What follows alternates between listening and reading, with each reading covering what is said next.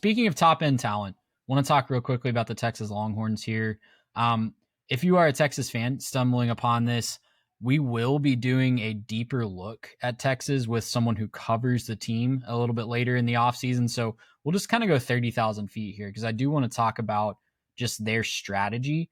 I'm not going to name them the best class necessarily because I'm really just very intrigued to see how this plays out. We talked about Moneyball with some other teams.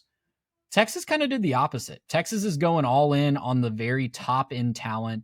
And you saw some of their insiders in the middle of the portal window kind of saying that, hey, we want this to be kind of NFL esque, right? We want to really go all in on a two deep, get the best possible two deep possible. Again, that's not me saying this. This is people that cover the team that were reporting on that. And if that's the strategy, I think they did that pretty well, right? Cam Coleman, Melvin Sinai, sorry, from Wake Forest, Hollywood Smothers, and Raleek Brown in the backfield. Those are some big, big names that they got out of the transfer portal. I am really interested to see how it plays out because going all in on the very top of the roster is just so different than pretty much every other team has done it, and it could work. I'm not sitting here in January saying it's not going to work. It does feel like a very big shift from their previous strategy though, because last year their fan base was really kind of upset that they didn't go all in on the portal and was relying on some younger talent that didn't work out for them until that talent kind of started to gel at the end of the year. 9-3 is a little below the standard of what they're expecting in Austin, but how do you analyze a class like this? Because they did lose a lot. They lost a lot of guys that I think they were counting on eventually preparing, but they replaced the very top end of that. And I don't think you can argue that they're going to have one of, if not the most talented starting 11s on both sides of the ball in the country.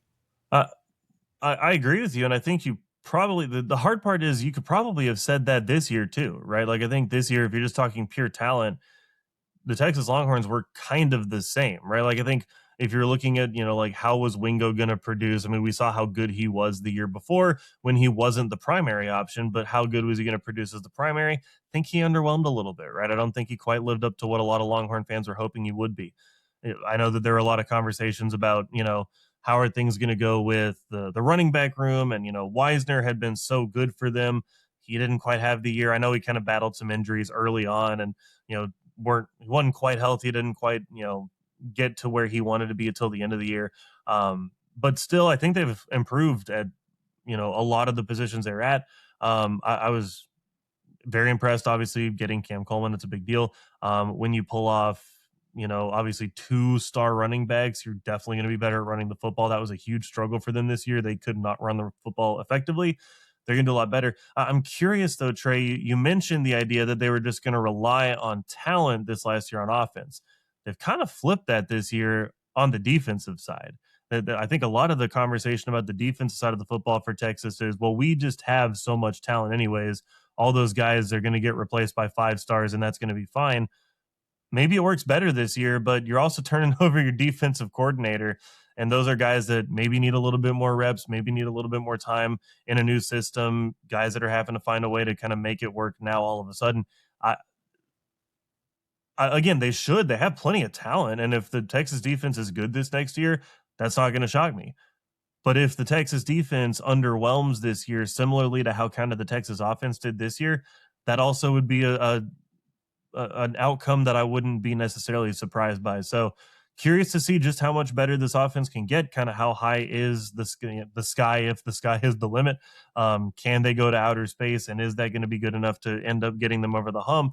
I know a lot of people hoping they can go all in with Arch and hope that he can be good enough with everything else that's around him now improving. Again, it looked great on paper going into the season this year. I guess we'll have to wait and see.